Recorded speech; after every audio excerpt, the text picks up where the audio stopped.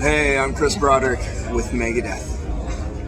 Awesome. So how are you enjoying Mayhem Festival? That's good. You know, the thing I've likened it to is the festivals that I always went to when I was growing up and crazy in the crowd and crowd surfing and moshing and all that stuff. So it reminds me of that. It brings back those days, and it's good to hang out with some of my buddies in Machine Head and In Flames and even Unearthed too. So Of course, there's a lot of diversity on this year's lineup too. I love it. It sounds really good. Yeah, it is, and definitely for us, you know, I think it's uncharacteristic of thrash band to be in the Mayhem Festival, and I think it's awesome.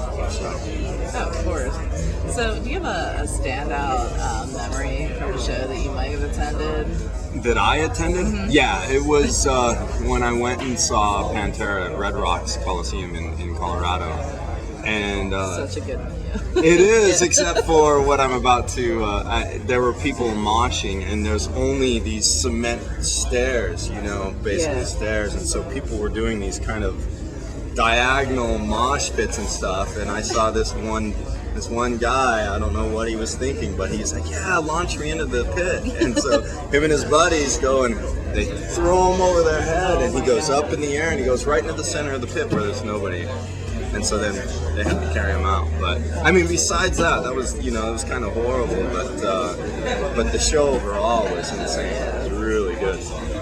So, you guys have a new album coming out, and are you road testing some new songs? Did I see, was it Public Enemy #1? Yeah, we've been playing that one, just you know, filling it out, seeing how the crowd likes it, and I think it's really good because it's got such a simple line that people can get it within the first two choruses, you know, and sing along if they want. So, are you seeing a bunch of people catching on with that? Yeah. I think you know, it's like once you've heard it, then you're like, okay, I can follow along with this, and that's the thing with new material is, especially if you haven't even heard it on the CD or on the radio or anything like that, is how do you get them into the song right away? And luckily, this song's pretty simple to be able to do that.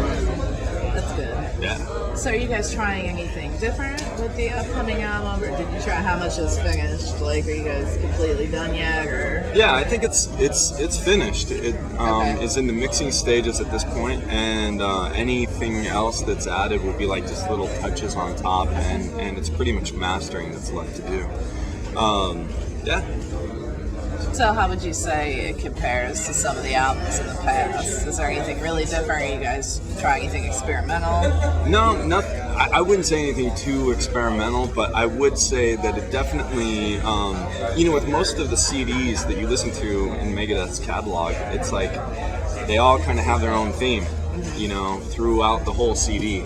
And with this, it's almost like we've taken a point in time from each CD in the catalog and put it on the record. So it's a very diverse sounding That's a CD. pretty cool concept. I like it. Yeah, I like it for that reason, because the one thing I've really grown tired of recently is even when you listen to like Sirius or whatever, the bands from song to song, it sounds so similar if there's no diversity, and so even within a CD that gets even worse, and so I'm glad that this one's not like that. Oh, of course. I mean, I think that's part of the problem too. We're seeing where people aren't buying whole albums anymore. Right. And, you know, they're missing, a lot of bands will put a lot of time into that story from start to finish. But then, new bands, it really sounds like you just put repeat on the CD tracks. Right. Right. So that's the one thing that I think people will not miss on this CD. So creatively, who brings what to the table? Well, it's we all kind of bring the same thing, you know. We've all written songs and submitted them for this, whether it's Sean or Ellison or myself, and of course Mustaine. And then what we do is we pick and choose what songs best suit the CD or the style of Megadeth. And that's where, you know, it really comes back to Dave, because he is kind of like the voice of Megadeth. And so when we go through that process, and then once we select the riffs or the songs that are written, then we start arranging them, you know, whether it's chorus, verse, bridge, you know, whatever, and we start working on the arrangement of the song. And Dave will start writing his lyrics, David works on the bass lines, I'll work on my melodies, guitar solos, any little harmonies over the top, and Sean, of course, for his drums. Sounds like you guys have it all together. Well, it's it's a good working plan. Yeah, that's good. Yeah.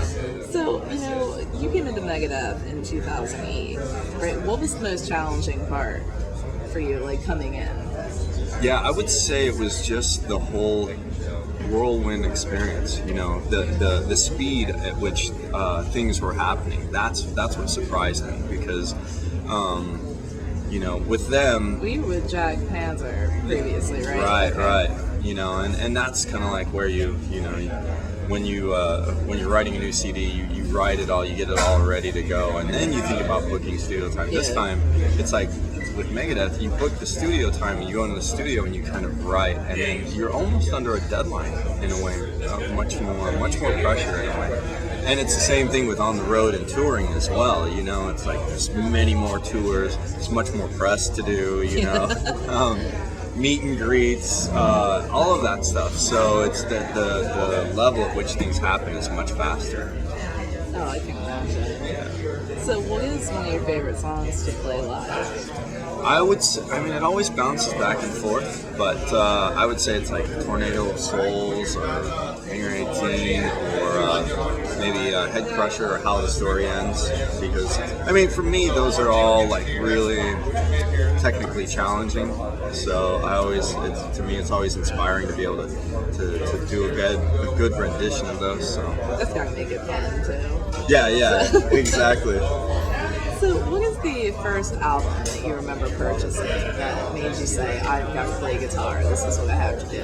Well, I remember the first album I purchased, but it really had nothing to do with me starting guitar. They were very different paths at the time. The first album I purchased was Shout at the Devil. Okay. And it was really my friend that was playing guitar. Like I'd kind of gotten into this whole new social clique of friends, and they just happened to be, in this band and stuff like that. I was like, oh, what's that? Oh, you play guitar? Oh, that's cool. And every time I was over his house, I was like, let's play guitar.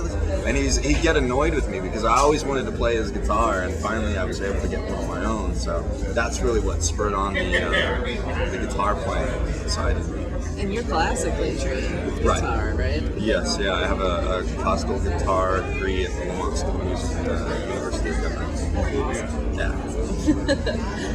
So, do you remember the first concert that you attended? Oh, yes.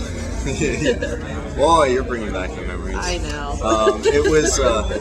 It was Loudness and Kill at the Rainbow. I don't know if it was a theater or what at the time, but in Colorado, and it was definitely a very cool experience. I was waiting out there all day long in the rain and just having a good time with everybody in the line, and then when we got in, it was just such a great show. Yeah.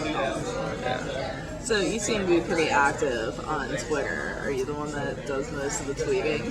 Well, no, I do some of it. I definitely do some of it, but I have a web administrator that helps me out, and she does such a great job because, I'm not the most social person in the world, I'm not the life of the party and in a party or anything like that, and she really helps me out, so it gets the word out there with me.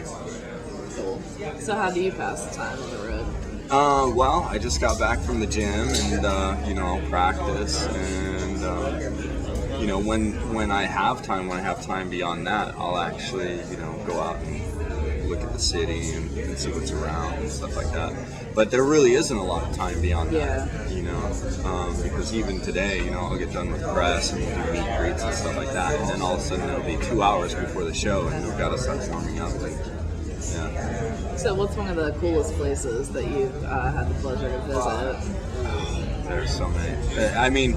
And to me, the idea of what's cool kind of just changes, with what you've experienced. Yes. I would say one of the most unique was definitely Bangalore, India, when we went there, just to see the whole lifestyle change, So it was definitely unique to go there, and I can't wait to get back. So the plans for after Mayhem, I see some dates of Buenos Aires coming up. Yep, we're gonna in November. We'll do like 3 weeks in South America. It'll include Brazil, Buenos Aires, Chile, I think. Colombia as well. Yeah. So a variety of places down there. But I'm looking forward to that, and that'll be the first tour where I think we really fully get to support the new CD. And then we have the big four coming up in New York. Yeah, on the 14th, of course. But Yes. yeah. I still, even though that's going to be so epic, you know, it's not a tour, and it's not going to be after the release date of the Right. CD. So. Oh, you don't know how bad we want to be there. So. Yeah. I heard about it in California, and I was like, New York, that's great, that's close enough. Yeah. Are you going or? Hopefully. Hopefully. Yeah. Fingers crossed. Do you hear that, PR? So, do we have a release date for the album? I hear some dates in November. Has it been confirmed yet? As far as I know, it hasn't been confirmed, Okay. but it's tentatively November 1st. Okay. So, not officially. Just not Right. All right. Well, I like to look at music as a universal language that we can all speak and understand, even though we take different messages away. Is there anything in particular that you hope your music speaks to listeners? I don't know that there would be any one thing that I would want it to speak, because obviously when it's got lyrical content, it's supposed to portray so many things. So I wouldn't think any one thing could, you know, I would hope that they would always take some sort of positivity from it, though, you know, something that empowers them in a way. So I love it when I get people that come up to me and they're like, "Oh, you inspired me to pick up the guitar," or "You inspired me to go to school for music," or whatever. You know, those kinds of things are awesome to hear. Oh yeah, I heard that's like the greatest gift that an artist can ask for in return, is to know that they inspired that kind of reaction. Yeah. I had this one guy walk up to me and he said he'd used a piece that I'd written on the classical guitar to audition at Berkeley, and I was just blown away by that. I couldn't believe that. You know? So that is a huge honor. That's incredible. Yeah. So, do you have any message or comment that you'd like to share with fans or site visitors at PCM? Well, I would just want to thank them all for all of their support and just keeping on listening, and we'll do our best to keep producing as much music as you can handle. Great. Well, thank you so much. I appreciate it. Sure. Thank you.